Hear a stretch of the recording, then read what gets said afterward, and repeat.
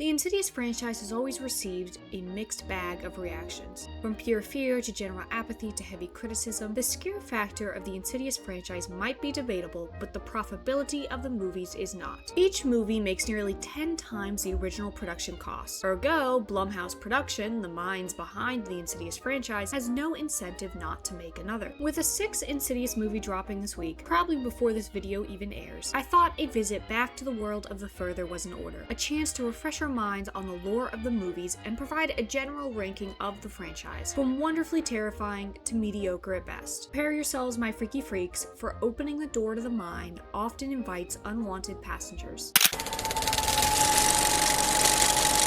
Insidious introduces us to the Lambert family, characters in 3 out of 5 movies in the franchise. Josh and Renee Lambert and their 3 children, Dalton, Foster, and young Callie, have recently moved their new home in a state best described as organized chaos. Amidst this homely and tight-knit family are a series of odd events. Young Callie keeps being randomly spooked day and night, while Renee begins hearing noises around the house, eventually climbing up into the attic to investigate, but there's nothing there. One night, Dalton is lured into that attic. He falls from a ladder, hitting his head, and slips into a coma the next morning. At the hospital, the doctor ensures Josh and Renee that the tests have come back inconclusive, and in a flash, 3 months have passed by. Dalton has relocated from hospital to his bedroom, and the previous feelings of a warm house is gone. The strange noises escalate to moving objects and doors opening and slamming shut, things rattling around and falling over, forcing the Lamberts to move from their new home, but the supernatural happenings follow them. Renee cannot take it any longer and calls for a priest and her mother-in-law, Josh's mother. Their conversation ends with an intense and physical confrontation with the other side, an iconic scene that anyone aware of the Insidious franchise will recognize, and we shall dub the big bad in this film Red Spooky Guy. Red Spooky Guy's appearance finally pushes the Lamberts into recruiting a local psychic, Elise, and paranormal investigators. Elise and her entourage might be the best part of the Insidious franchise. Although the Lambert family isn't bad per se, Elise's character is superior in the interesting category, which is probably why she makes an appearance in every single Insidious movie, despite dying in the first one, and she is the main character of the 3rd and 4th movies, which are prequels to the first one. Elise explains Dalton must have discovered astral projection and traveled into an unseen realm called the Further. Astral projection is the separation of spirit or perceived human consciousness from a physical form of flesh, and the Further can be viewed as a type of purgatory or separate realm that is bound by different universal rules, both existing within and outside the parameters of the visible realm, filled with departed souls and demonic-like creatures. As one might imagine, the spirits trapped within the Further are not happy about being stuck in a place of eternal torment, watching the living exist unaware of their misery, and during his sleep, when Dalton would leave his physical body, he left the door wide open behind him. That door allowed the opportunity for disgruntled spirits to claim his vessel as their own and escape the Further. Elise and Josh get into an argument, and Josh ends up kicking the psychic out before inviting Elise back into the home, where Elise reveals that her and Josh have met previously. Apparently, astral projecting is a genetic gift, and Josh made the same mistake as his son decades ago. Josh's astral projecting and sensitivity to the Further required Elise to pull a man in black, sealing his abilities and his memories of the event. The only way to save Dalton is for Josh to figure out how to astral project and find Dalton's lost consciousness in the Further, bringing him back home to his physical body. The movie ends with a supposed victory, Dalton awakening with his spirit freed before doing a rug pull where a possessed Josh strangles Elise. Welcome to Insidious, everybody, where every movie will end with a massive cliffhanger. On a rating of 1 to 10, the first Insidious probably gets a 6.75. The movie's color grading and shaky camera work pairs well with a suspenseful atmosphere building over the runtime, and that tension is well maintained with not too terrible acting. Any lacking scenes are usually a result of only a few takes rather than poor actors. The constant paranoia plaguing the film and the jump scare at the dining table will have first-time watchers holding their breath, but the main problem with Insidious is that it relies heavy, and I mean heavy, upon...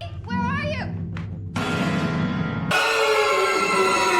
When watching an almost silent movie and suddenly a loud shrieking squeal violates that silence, the viewer will jump, not from true fear or terror, but from wincing pain and surprise. And because Insidious leans onto that violin sound to catch the audience unaware, the movie lacks rewatchability because the impact of surprise no longer exists. It's the same logic that applies to video games' chase sequences. Once you die the first time, the impact of surprise and fear noticeably lessens because you're expecting it on your second or third run. That means rewatching the first Insidious would be for the story, and since that story is merely okay, not great, not many people other than die-hard fans would watch Insidious for a second or third time. Also, the red spooky guy is considerably underwhelming in the second half of the movie, and in the conclusion, he comes across goofy rather than spooky. On the current ranking scale, with 1 being the best and 5 being the worst, Insidious 1 is landing at number 3. It might not be a masterpiece, but there's a special quality in the first movie with some good terrifying scenes that earn it a spot right dab in the middle.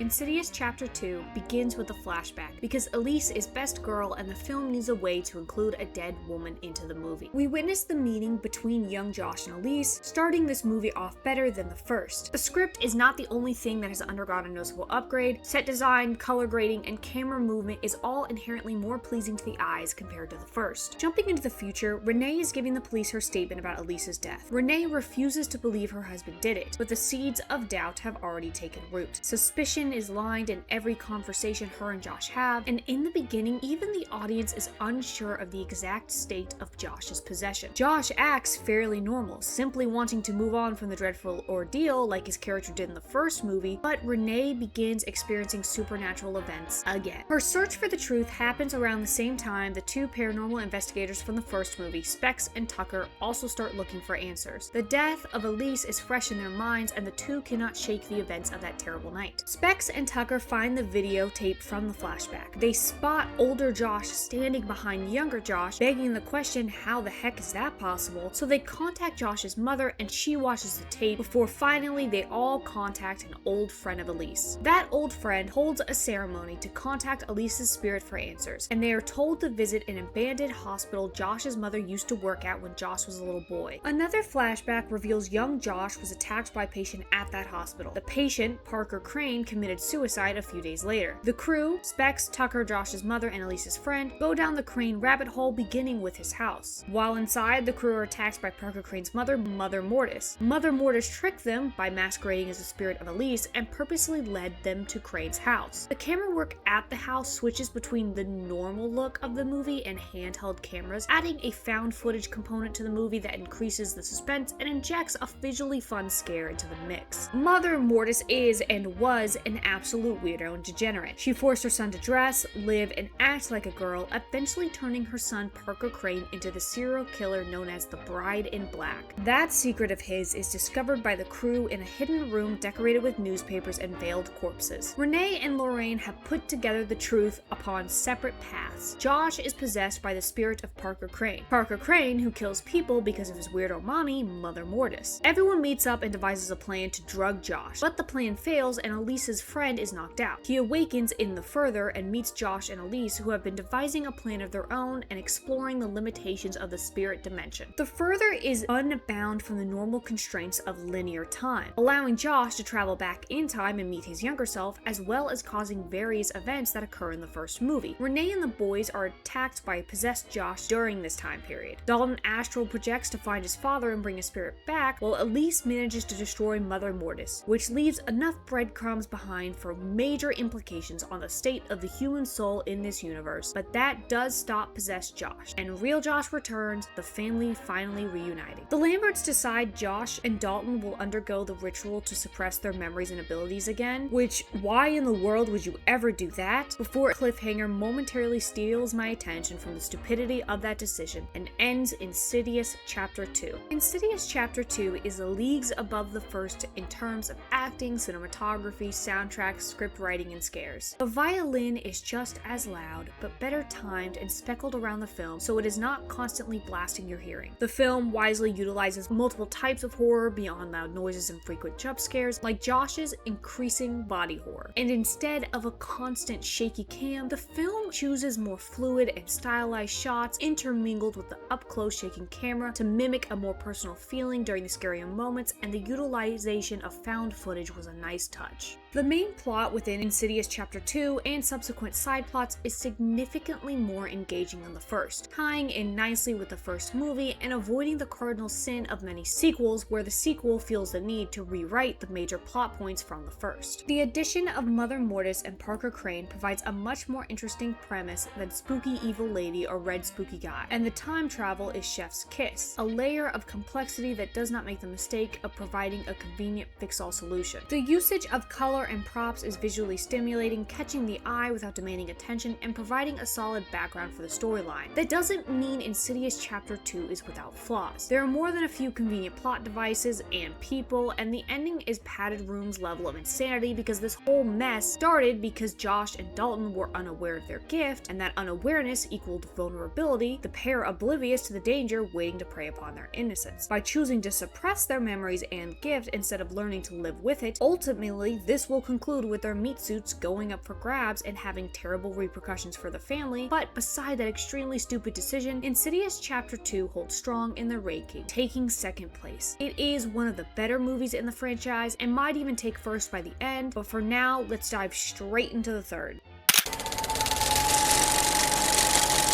The third Insidious movie is strange. The biggest problem the movie has is it's actually two separate movies spliced together, one half following around Elise acting as a prequel and her backstory, and the other half following around a young woman named Quinn Brenner. One of these two plots should have been given their own film, but sadly Insidious 3 does both, resulting in a movie both lackluster and clustered and far too long despite this being the shortest one in the franchise. The smaller problem is that this movie is a prequel. When dealing with the prequel, the audience watching the movie have presumably seen the originals. Because they have knowledge of said originals, they also know that any characters in the original movie must survive the prequel to be present in the original, granting those characters in the prequel immediate plot armor. That means the scenes where these characters are in supposed peril feel perilous because in the back of audience's mind, an annoying little worm is reminding everyone that these characters will survive no matter what because this is a prequel and plot armor. That doesn't mean prequels cannot be good, nor that a prequel cannot work in the Insidious franchise. Elise, played by Lynn Shay, is a solid character, and the main theme of the third movie, overcoming grief and letting deceased loved ones go, is a good foundation for a great movie. This movie should have solely focused on Elise following the loss of her husband, abandoning her practice, but drawn back into the supernatural by two paranormal investigators that are in way over their head, accidentally stumbling across real evil and needing her help to save them from whatever poor family that evil is plaguing. Heavier themes of grief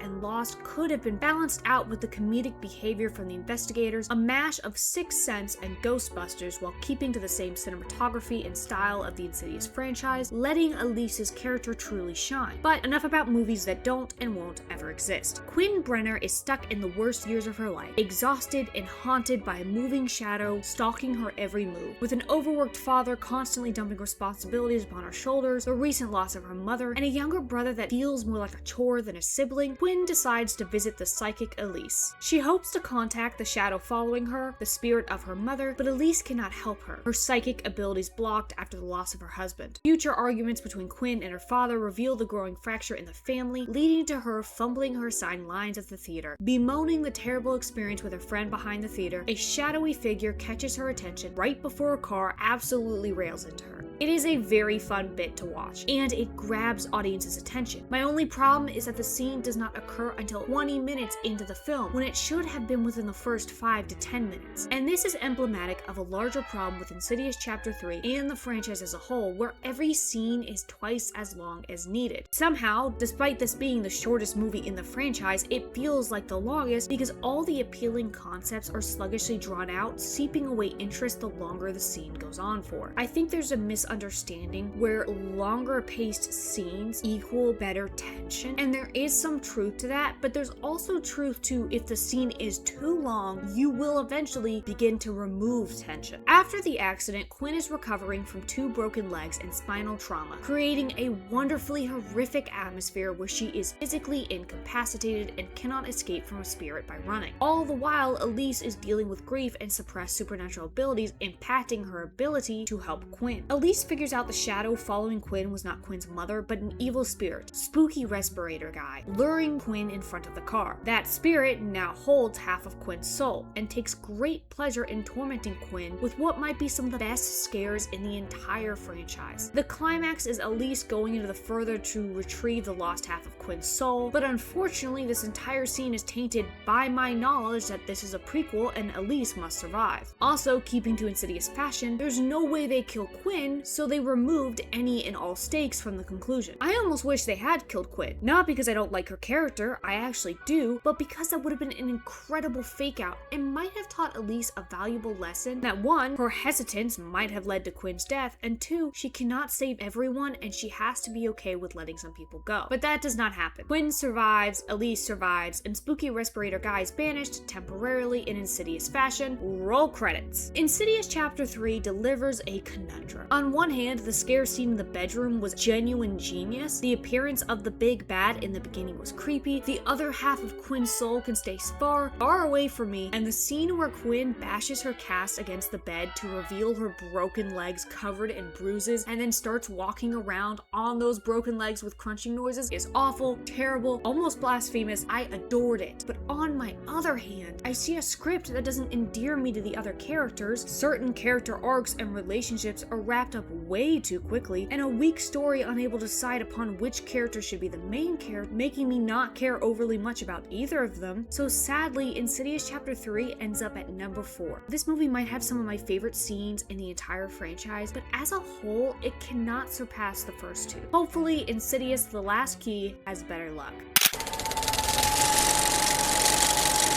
Insidious: The Last Key does not have better luck. This is another prequel and backstory for a resident psychic Elise. Although Elise is best girl and I will continue to stand by that, this movie does not do her justice at all. The script is more than a little rough around the edges, and while I initially desired a separate standalone movie for her, if this is what we get, I prefer the weird amalgamation that was Insidious Chapter 3. We open to a flashback of Elise's childhood. She's struggling with her psychic abilities, experiencing fear from her father and brother, and sadly witnesses the death of her own mother, a death caused partially from her own actions when she's tricked by a spirit into opening a door in the basement. Right away, the movie quickly lays down the foundation, which I appreciate. Dead mom, abusive dad, scared brother, and the big bad who shall be referred to as Spooky Key Guy. Older Elise receives a call for help from a man living in her childhood home, and once hearing the address, she tells the man she cannot help before immediately changing her mind in the next scene. So why she refused initially, I don't know. It doesn't really add anything, but here we are. As the movie unfolded, one might realize that Insidious: The Last Key takes the plot from the third film about Elise dealing with trauma/grief, and the plot from the second movie about serial killers influenced by an evil spirit, except this time, they do it with worse writing that mimics my grandmother's Facebook post. Elise sits down with our resident paranormal investigators, placing this movie after Insidious Chapter 3, but before 1 and 2, and tells Specs and Tucker about her childhood in an amazing example of why a movie should show or tell, not show and tell, and where the moment my ears were graced with the line of, "I called it a house because it wasn't a home," all I could see was this. I don't know if you can hear it in my voice, but my patience is beginning to run thin with this franchise, and my good faith has put on a coat and headed for the door. Elise tells the investigators everything the audience already knows before the Scooby-Doo gang packs up for Elise's childhood home. 15-ish minutes are then spent chatting,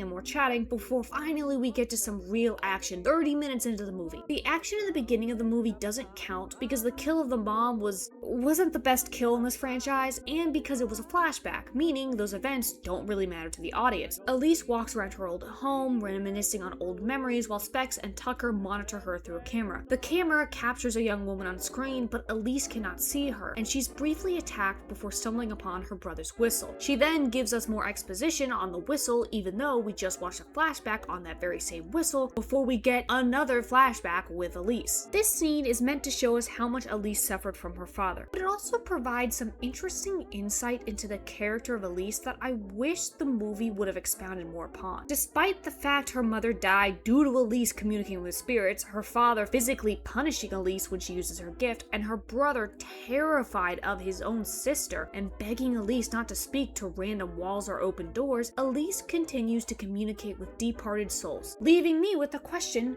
why? In the first flashback, Elise is fairly young. She's being encouraged by her mother to embrace her gift and is not aware of the existence of evil spirits. In the newest flashback, Elise is considerably older. It would be reasonable that the death of her mother and an abusive father would lead Elise to hide her gift or even be frightened of it, but it's like she doesn't care. Or maybe she's being compelled. I can't say either way. All I know is that the movie makes it seem like she doesn't care until the plot demands that she cares. Insidious Chapter 3 had its issues, but it did handle Elise's loss with greater nuance than The Last Key. Loss and grief can be life-shattering, but comparing the loss of a husband to the loss of your own mother and a decade of abuse, well, one does feel a bit more weighty than the other. Yet, while Elise is burdened by her childhood, that childhood trauma has almost zero impact on her abilities, unlike the third movies where it proved an obstacle she needed to overcome. The argument could be made that decades have passed, and those emotions usually harden or soften over time, leading to less outward symptoms of the internal struggle because time does heal all wounds because your memories start to go. But that logic all goes out the window with the opening scene of Elise and the paranormal investigators, where Elise breaks down crying, telling them how her father beat her and her mother was killed, which feels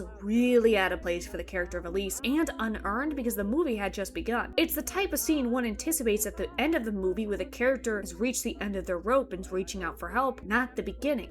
That scene really got under my skin. Another awe-inspiring line from that scene is, "I don't have memories of that place. I have scars." People deal with grief and childhood abuse very differently, so I don't want to judge too quickly. But from my personal experience with people suffering directly from abusive fathers, especially in a physical manner, this whole scene does not feel like a reaction from a real person that has gone through that. Elise's words do not feel like the words of a real person. Elise's hysterical crying doesn't feel like a real person. Especially when Elise has been previously established as the one character that doesn't let emotion sway her, she tries to stay true and grounded to help guide others through their struggles. So that scene steered my feelings towards her abuse into apathy and ruined my experience with the rest of the film. Once Elise loses the whistle, the gang takes a break and goes out for some food. Elise is taken aback by a young girl that looks remarkably like her deceased mother and discovers this is her niece. Elise's estranged brother shows up and makes it very clear he wants his daughters to have nothing to do with her. It would have been nice if this side plot, the broken relationship between Elise and her brother, was given more attention. The movie could have really explored a younger sibling growing up terrified of an older sibling that was psychic, too young to understand the complexities of her gift, but old enough to understand his mom was dead and Elise was somehow at fault. The twist in the movie is that Spooky Key Guy influences the owners of the home, compelling them to kidnap young women, including influencing random guy that called from Elise's childhood home and Elise's father. I think maybe instead of introducing a random guy which brings Elise back, it should have been Elise's brother. Elise's brother should have recently inherited the house once his father died, moved his family in, and then begun experiencing supernatural events. Supernatural events that directly influenced his behavior and had ramifications for his daughter and wife, leading him to reach out to his estranged sister after years of silence on his end. Or maybe you could do something even fun where it's his nieces who reach out to his sister because their dad has gone off the walls crazy. This would have better tied in with themes of abuse and generational trauma. Elise's brother could have experienced the same transformation of their father, a representation of how abused children become abusers. Then Elise and her brother working together break that cycle, taking on the spooky key spirit and repairing their relationship, while also teaching her own nieces not to live in fear from their gift, but to master it, being the person for her nieces that Elise wished could have been there for her. Additionally, why was the dad evil in the first flashback? Technically, Elise does not release the demon until the end of that flashback, so was it already affecting the dad but with limited power, or was the dad already a piece of crap? For me personally, it would have been way more tragic had Elise's dad been a good man. Show the first flashback with a happy family and a good dad that loves but worries about his daughter and the things that she's seeing but he can't help. Then you have Elise lured into the basement, releasing Spooky Key Guy, which ends with her mom's death and the beginning of her father's transformation. Then every subsequent flashback shows her father de-evolving. We get quite a few flashbacks in the film. It would have been good to show him slowly spiraling and the effect that had on his children. Then the twist about the Spooky Key Guy compelling the father is even more tragic because we got a taste of what their family could have been without the existence of Spooky Key Guy in their life, showing that he took not only their mother, but their father and Elise and her brother mother's childhood. The more I think about this film, the more I grow to dislike it. Trauma, grief, and bad dads were already a thing in the third movie, and a spirit making people do bad things was in the second movie. The only original and possibly redeemable things in this movie was the ghost hunting and the big bad. But the ghost hunting is severely lacking. In the first two movies, Specs and Tucker have a hands-on approach. They visit various places, gather footage, and use their equipment to help researching the origins of the spirit. They are present when the paranormal things are happening. In this film, Specs and Tucker take a major back seat, acting solely as comedic sidekicks. They just let Elise walk around a dark house for 20 minutes where occasionally spooky things happen alongside an extremely loud and jarring noise. And speaking of spooky things, the first two movies had spooky happenings, but there was an element of chaos to those happenings that really made it good. Multiple things would happen at once. A door would open while another closes. Things move around a room while a shadow passes behind the main character, or something lurks behind a window. That chaos intensifies audiences' fears because they're not sure where to look, with things occurring in both the foreground and background, adding a level of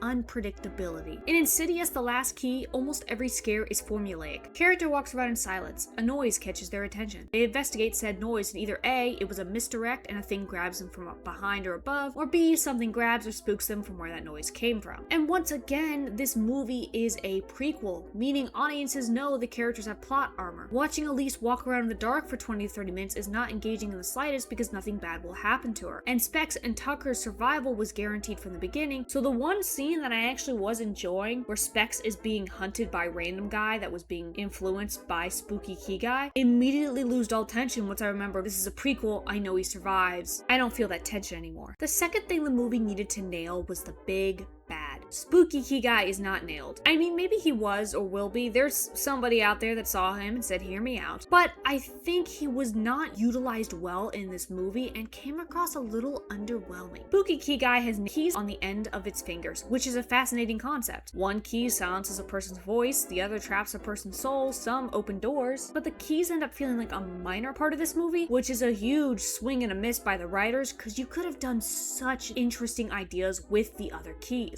The last key attempts to beat the first three movies by coming up with an even bigger, better twist and a bigger, badder bad guy, but ultimately I see it as a cash grab, gaining sympathy and acolytes by choosing a sensitive topic like domestic abuse, leaving a bad taste in my mouth, and leaving the movie at the bottom of the leaderboard for the sheer shamelessness. Insidious: The Red Door returns to the root of this franchise, Josh and Dalton. I cannot express how much I love that the film acknowledges that there are negative consequences to wiping their memory and suppressing their abilities. W. Writer's Room. Rare W writer from the Insidious franchise. Both Josh and Dalton struggle with a serious case of brain fog and a general sense of unease, leaving them grumpy, calloused shadows of their former selves. The relationship between Josh and Dalton is at rock bottom, the memories of their time together and sacrifices to save one another wiped clean, and Josh and Renee's marriage did not survive the memory wipe. By removing Josh's memory, Renee lost the ability to talk to her husband. She lost the ability to lean on him and share her pain over the terrible experiences of that year. Every conversation with Josh only serves to remind her of the possessed Josh that almost killed her and her children. And adding in Josh's present inability to fully process things, living almost through a fog, their marriage naturally dissolved. It was a really, really good premise. And just because Josh and Dalton don't remember astral projection or the further does not mean the other side is not constantly reaching out to them. Shadows and blurry figures lurk in the background, amping up the psychological component of Insidious that was missing from the third and fourth movie, while Josh and Dalton drift along. All the while, the audiences are fully aware of the truth and salivating for the moment they remember that terrible year. But the key word is that it was a really, really good premise. Unfortunately, this movie nosedived off a cliff. Parts of the movie with Josh trying to figure out what is going on with him with these incredible solo moments where spirits are lurking in the background are some of the best scenes in this movie. But then we switch back to Dalton, and heavens have mercy, back to this character. This character, which is not the main destruction of this film, but oh lordy, she did not help. And it's not the actor's fault. She actually tried to embrace this character and make it work, but you can't make it work. This is entirely a problem with the script script having her character here in the first place, and then writing her to be the most obnoxious, Redditor-esque character I have ever witnessed in a movie. She's so unlikable, and the movie treats her like you're supposed to really like her. Characters that are unlikable to the audience can be useful, but the important understanding is that the writers are writing this character to be unlikable. There is another unlikable character in this film that 100% earned her spot, and that is Dalton's art professor. Dalton's art professor is an absolute nightmare. I would hate to have her as my professor. She's a complete control freak, and she would be even worse to know personally. Being in a room with her would be top 5 worst moments of my life, but she's perfect. Perfect because her skewed philosophy for art and terrible personality is what directly leads to Dalton opening the cracks in his psyche and discovering his lost memories. She is a necessary catalyst to push the script along, but while she is a plot device, she feels like a real character that would be in this place and location, not randomly shoehorned in, so I buy it and I like it. This character is more than shoehorned in. Even the movie admits that this character is not supposed to be here. She was placed in Dalton's room by clerical error. Setting aside the character traits that would be treated as harassment if we reverse the genders of these two characters, this character is not written like a real person. This character is written as a caricature of what someone thinks a quirky, extroverted person is like, then ramps that person up to the max, sucking all dread and tension from this horror movie. Comedic horrors can be a blast, but this is not a comedic franchise nor comedic movie, nor is this character comedic, witty, or charismatic. I wanted to crawl out of my skin when this character opened their mouth, praying my torment would end and my life would cease. Furthermore, when a character can be removed from a story and the plot arcs and rhythm of the movie remains nearly untouched, then that character is probably not needed. The sole existence of this character pops in to be the most annoying person in existence and nudge Dalton to visit a party, moving the plot along. And then she's just used at the end as Dalton is possessed, she's now scared, audience should be scared. When she could have easily ceased to exist and the story would have been fine. But I will admit, as much as I hate this character, removing this character would not fix the movie because the spooky is kooky. The movie started so strong, even that one character could not pry this from my cold, dying hands.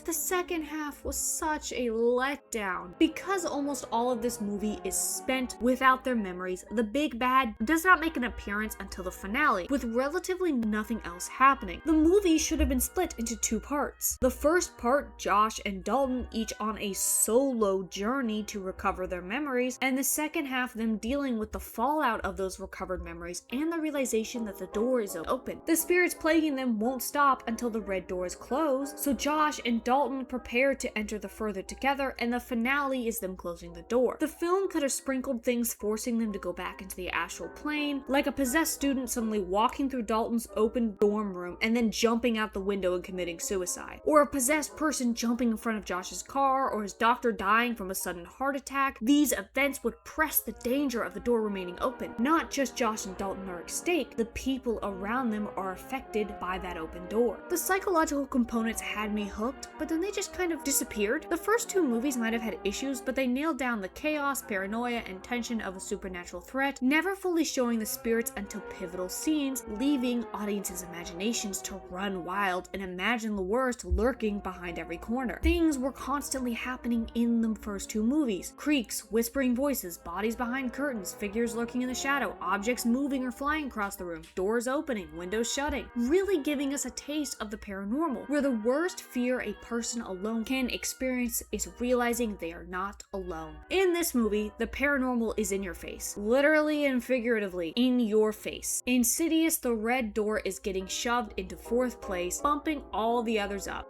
Final ranking leaves Insidious the last key as the worst film in the Insidious franchise and propping up Insidious Chapter 2 as number 1. The Insidious franchise is peculiar because while having such a strong and intriguing premise that could easily be centered around anyone or anybody, it consistently fails to hold up to the legacy of the first 2 films, even with the budget of the newer films being $10 million more than the original. And with the upcoming release of the newest Insidious movie, one can only hold on to hope that Blumhouse will have learned from their mistakes and remembered their strengths, putting their best into the new film and possibly reuniting excitement around the Insidious franchise. I suppose now all that's left to do is wait and see.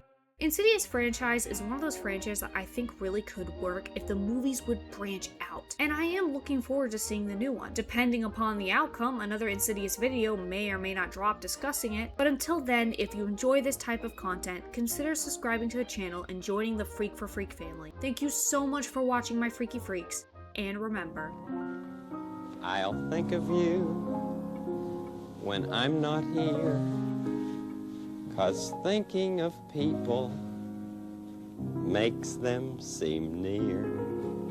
The friends who know you, love you cheerfully, I do too.